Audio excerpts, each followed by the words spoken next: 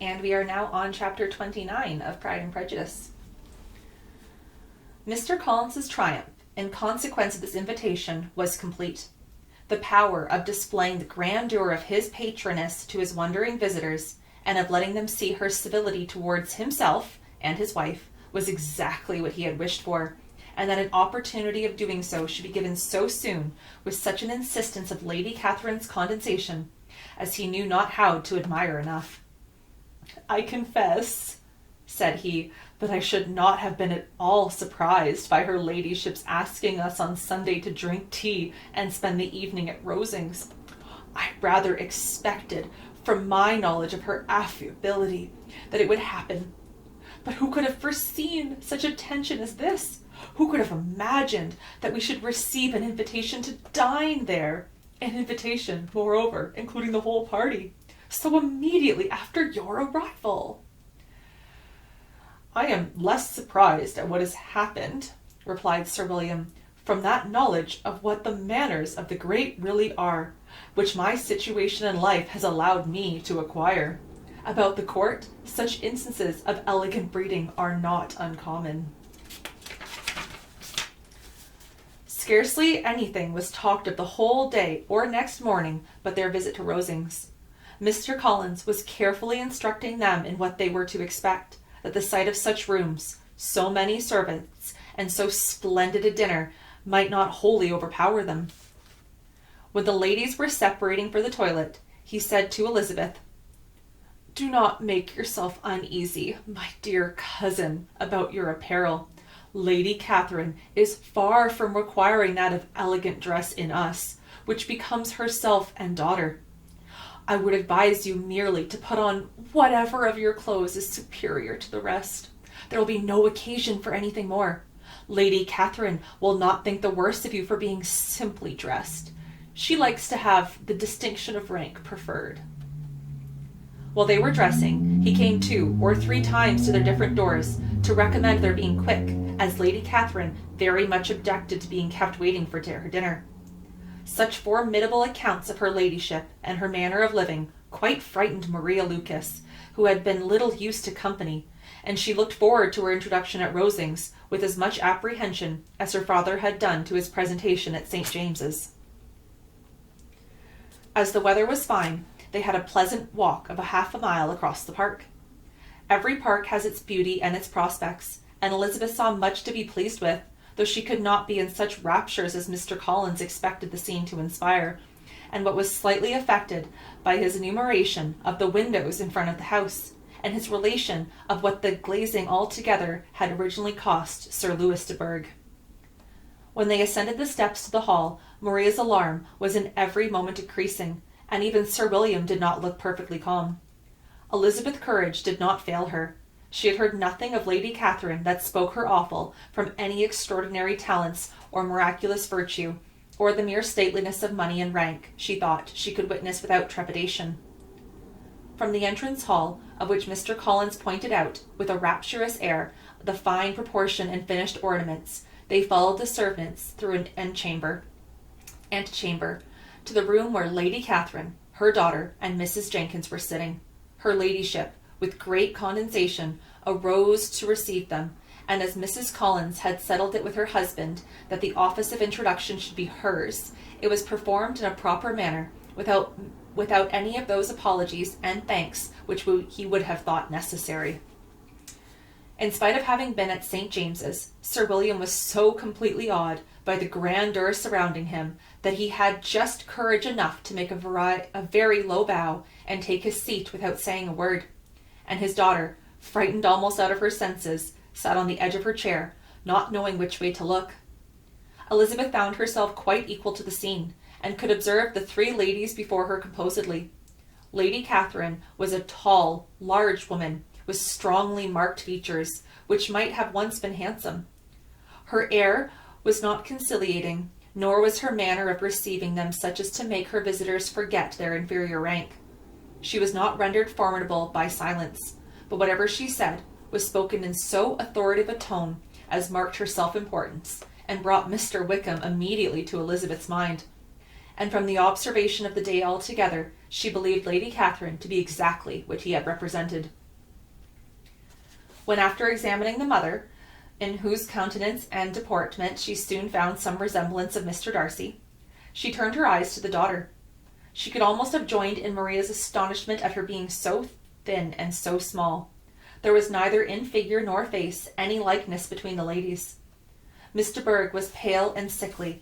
Her features, though not plain, were insignificant, and she spoke very little, except in a low voice to Mrs. Jenkins, in whose appearance there was nothing remarkable, and who was entirely engaged in listening to what she said, and placing a screen in the proper direction before her eyes.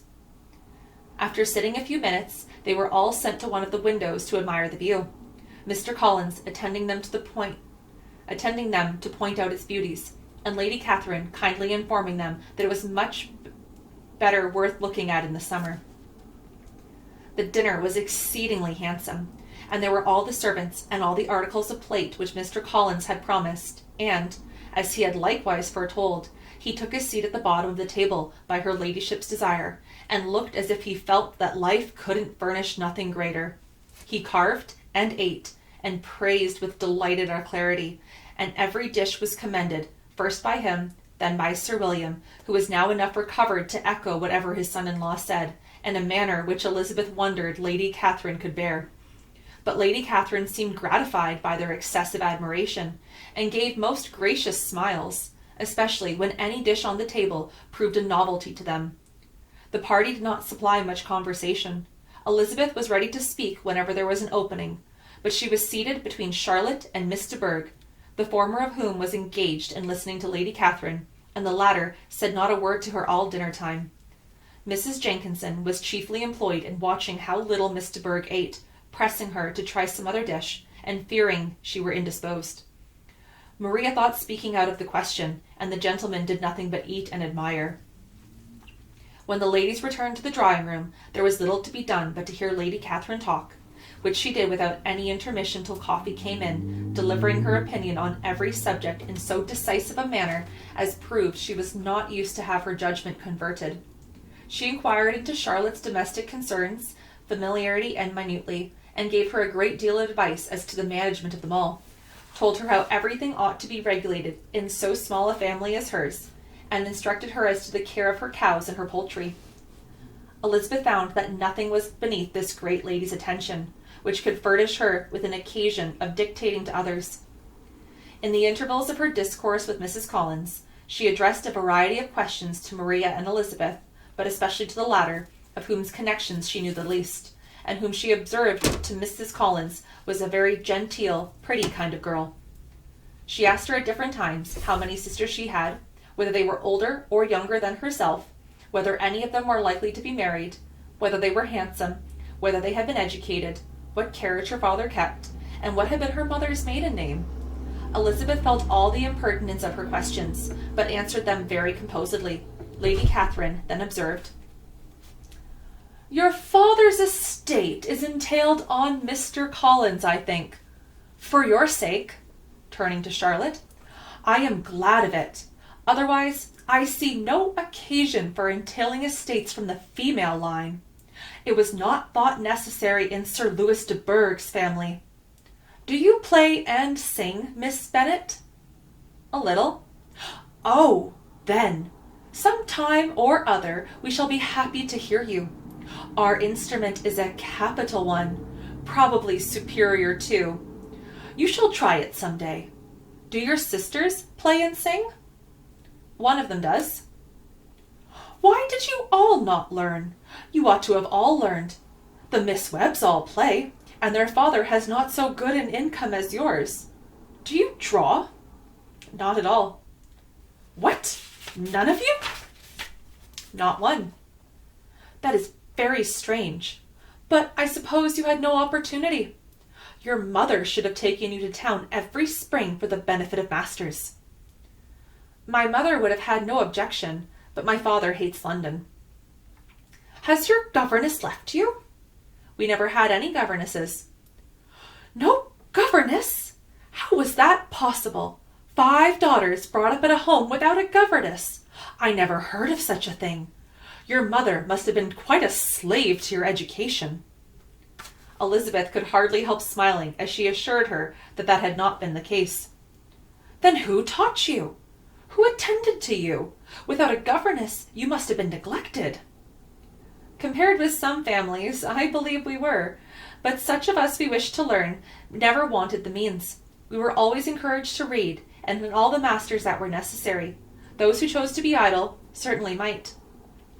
"Aye, no doubt, but that is what a governess will prevent, and if I had known your mother, I should have advised her most strenuously to engage one. I always say that nothing is to be done in education without steady and regular instruction, and nobody but a governess can give it.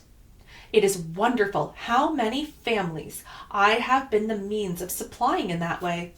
I am always glad to get a young person well placed out.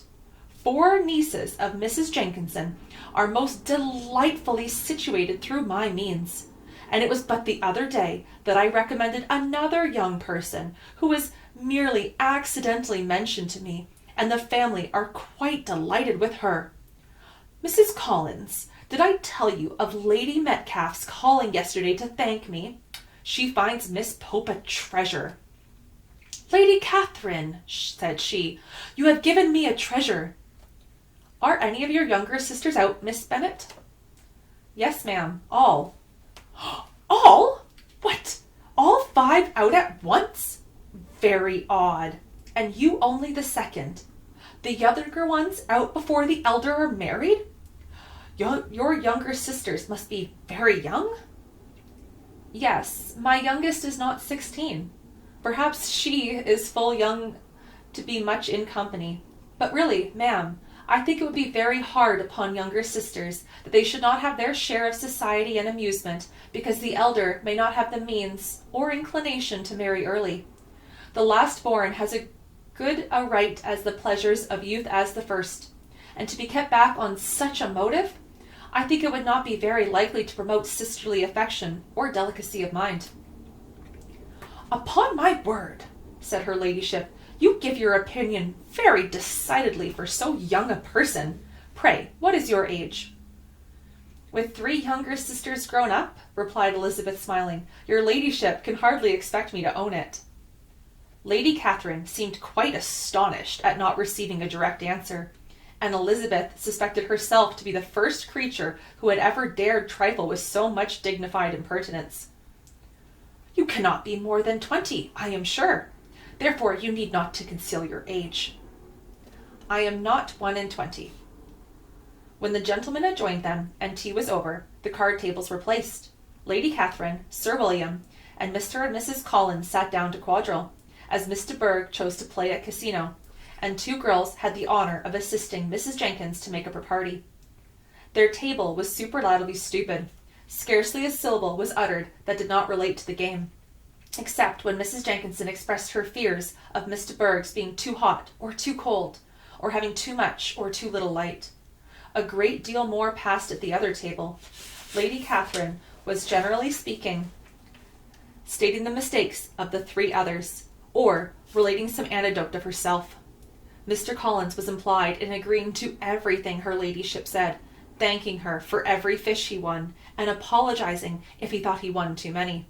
Sir William did not say much. He was storing his memory with anecdotes and noble names. When Lady Catherine and her daughter had played as long as they chose, the tables were broken up, and the carriage was offered to Mrs. Collins, gratefully accepted, and immediately ordered. The party then gathered round the fire to hear Lady Catherine determine what weather they were to have on the morrow. From these instructions they were summoned to by the arrival of the coach, and with many speeches of thankfulness on Mr. Collins's side, and as many bows on Sir William's, they departed. As soon as they had driven from the door, Elizabeth was called on by her cousin to give her opinion of all that she had seen at Rosings, which, for Charlotte's sake, she made more favourable than it really was. But her commendation, though costing her some trouble, could by no means satisfy Mr. Collins, and he was very soon obliged to take her ladyship's praise into his own hands.